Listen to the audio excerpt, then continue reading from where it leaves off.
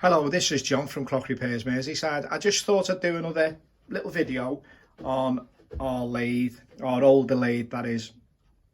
As I said in a previous video, it's a Drummond, probably made round about 1910. That seems to be the date, and that seems to correspond with some of the numbers on it. Now, I was thinking of actually getting rid of this lathe and getting a more of a modern lathe, really more so because of tooling situation. Although, to be honest with you, probably I'd say a good 70% of our work is done on our smaller SAG lathe. Obviously we're polishing pivots a lot, we're making bushes, repivoting, we're doing things like that. I mean, and the little lathe seems to be just a job for it. The only difference is that you can't, the cutting on it is you can only, you can just about take a couple of thou, if that. It just hasn't got enough power to take larger cuts, but that's not really a problem. We're actually working really low down, with lower stuff, lower tolerances, and lower, we don't need a lot. We're working with very small stuff. That's really what I'm trying to say.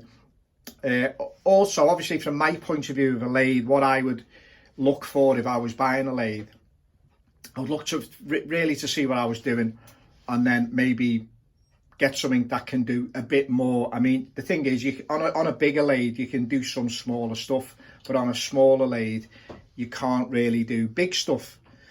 So the idea to me would be to get something that sort of, it goes a little bit above what you need, but does what you need it to do, and then that way then you've got a little bit of tolerance where you can maybe just do that bigger part or something like that. I mean, that's the way I would do it.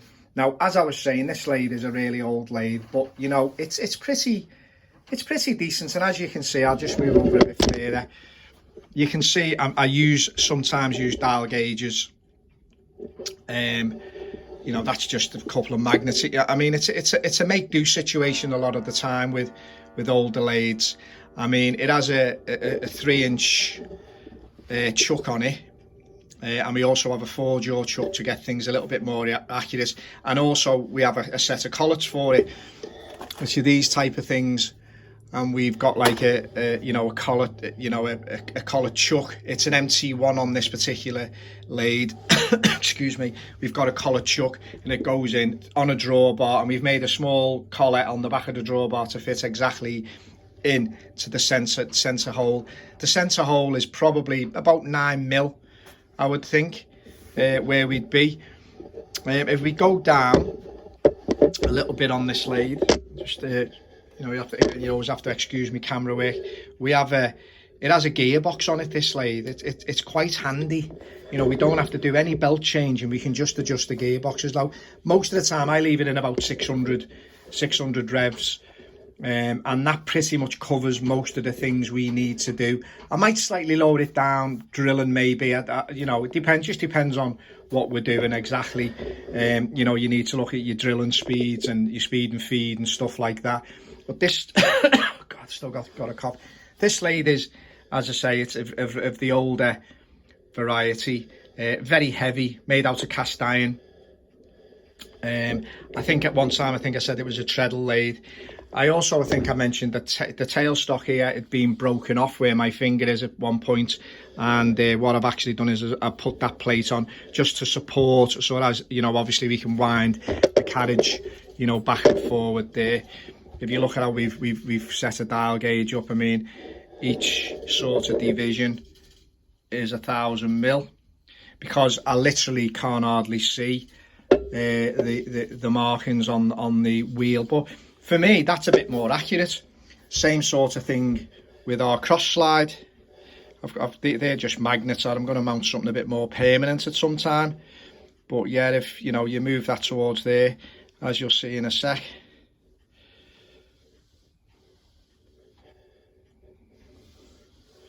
Where we are, the needle will start moving. Again, we can, you can be pretty precise. Wind it off. Obviously, you've got a bit of backlash there. Wind it back a bit. Yeah, so yeah, that's our Old lathe. As I say, it's pretty decent. We have an isolation switch there. As you can see, we've made some chips. We've been cutting some brass up. Little cupboard, which is all this stuff's been on it when I got the lathe, to be honest with you. I mean, I didn't have to. Never had much tooling with it. I think it had the 2 chucks, the tailstock, and it never had anything else. I mean, this type of tailstock, I bought this off eBay. Quite a good quality thing. Quite a good quality. Bought off eBay, just a tailstock, as I say, MT1 does it.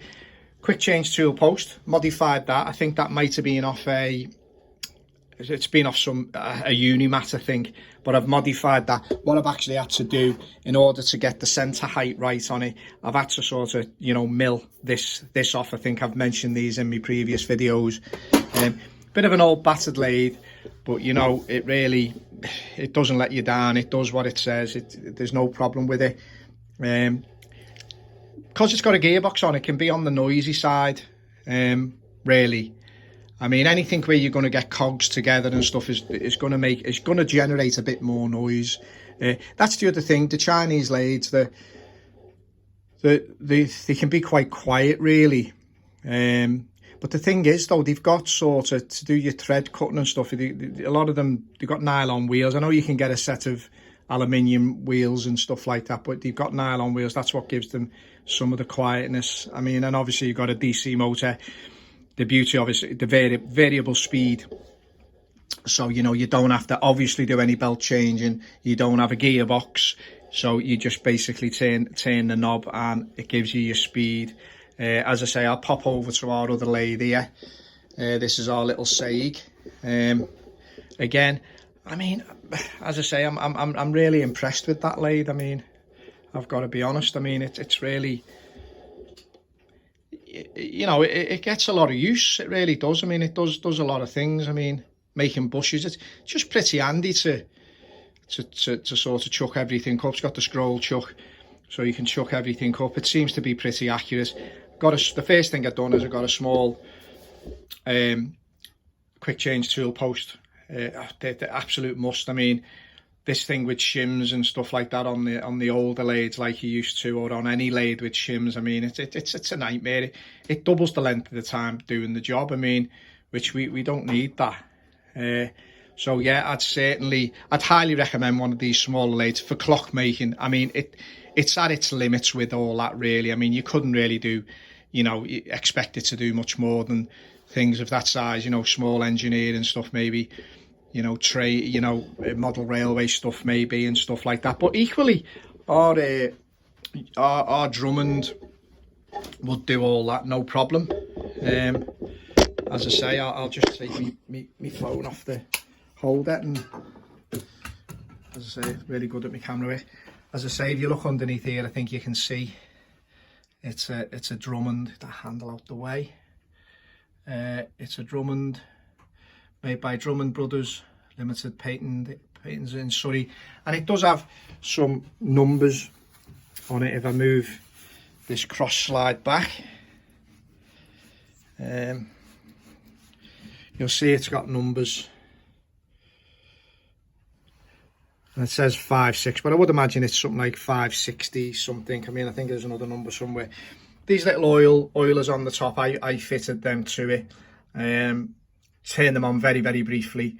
A couple of drips is all you need. If you go too far with that, you know, you end up with a lot of oil everywhere, you know, but you're always going to get bits of oil coming out and, you know, things. And, you know, it's a thing that you should always really do. Make sure everything is well lubricated with all the lathes. The spindle speed on this, probably a maximum of maybe 1,000. I've got this gearbox, it goes to about 780. I can actually adjust the pulley on the motor down below, and I can actually get round about 1,250, but I'd never run it at that. I'd never run it at that. It's an old lady, you know, I wouldn't go that far. You've got your back gear on there, that's actually to slow it down. So in actual fact, you can run it right down on the gearbox, and you can actually get it going a bit slower if you want to do that again by introducing that gear in there. It just slows it down, puts obviously a bit of drag on the head, and stop, you know, reduces its speed. But yeah, I mean, as I say, I was I was looking at lathes. I got offered one.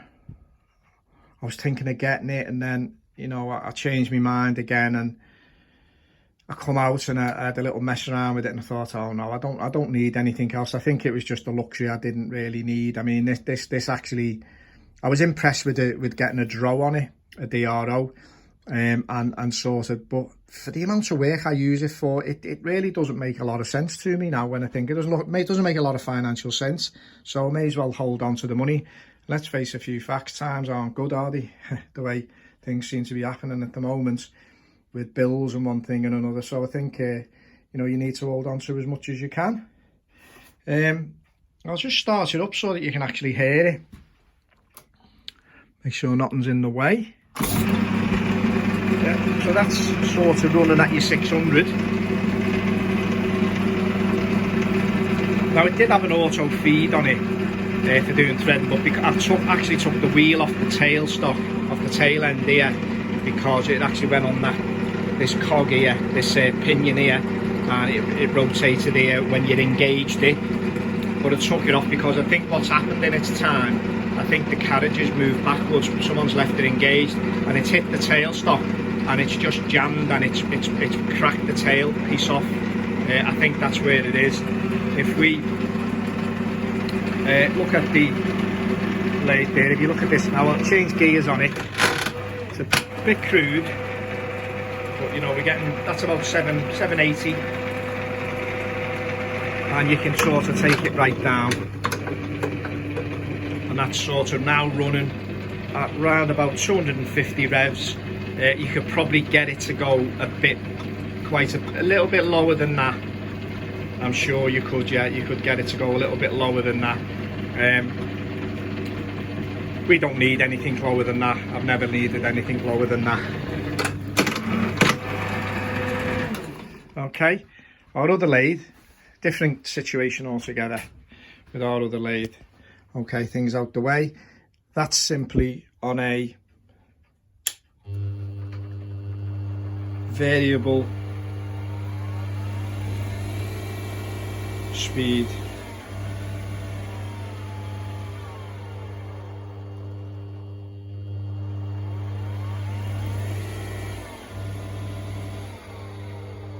It's also got auto feed on it, and it's on a little belt down here on this piece here, but we don't use it again. I mean, with what we're doing, we're very close in. We don't have to do anything long or anything like that. And obviously, to do stuff like that, you'd need a support, some kind of support, really. A steady rest or something of that nature to support the stuff. But we pretty much work straight off that tool post. Anything we're doing, that's it. I mean, the other good thing about the more modern lathes is they are better when you're using carbide tooling. This is, again, these things are my opinion. I mean, you can imagine, doing machine work is not my total bag, if you like. I mean, I know what I know, and I can only repeat what I believe from that point of view. But yeah, I think it's a lot better with carbide tooling, higher speeds, obviously. I grind a lot of my own tools, my own lathe tools in high speed steel. I think the finish is much better with high speed steel than it is with carbide. A lot more forgiving. You just got to grind them, and things, that's what you've got to do. You've got to learn how to do that. There's absolutely tons and tons of videos on YouTube. I'm not going to do YouTube videos of stuff that's already really on. I mean, maybe I can give my take on a few things, but I'm not going to, unless someone specifically asks me, and I've got the time. I really haven't got a lot of time, to do certain things, but, I will try to help people if I really can. But yeah, I mean, but anyway, that's my take on our two lathes. So there's our small Chinesium Sag, and there's our old Drummond, not just old Drummond lathe. That's an Imperial lathe, but as I say, I pretty much work off my dial gauges, get it accurate that way, and obviously using calipers and mics and micrometers and stuff like that. I mean, yeah, but yeah, it's as I say, I nearly pulled the trigger on it to get another Chinesium lathe. I mean, it seemed like a good plan, but then I sort of had a night's sleep and I thought, maybe not. So it looks like I'm stuck with this old lathe. Looks like I'm going to keep it. Anyway, John from Clock Repairs, Merseyside. If you like my videos, please subscribe, leave me a like. I really do appreciate it, and it gets me numbers up and makes it well worthwhile for me to do plenty of videos. So really would appreciate it if you can give me a like and subscribe to me. So this is John from Clock Repairs, Merseyside. I'll be back at some point soon with a couple more videos on, you never know, could be some. I'm always trying to keep the variety, trying to keep them 15 minutes, just keeping everything a little bit fresh if I can. Not all about the same stuff, but everything to do with what we do. Anyway, take it easy, have a great day. Thanks.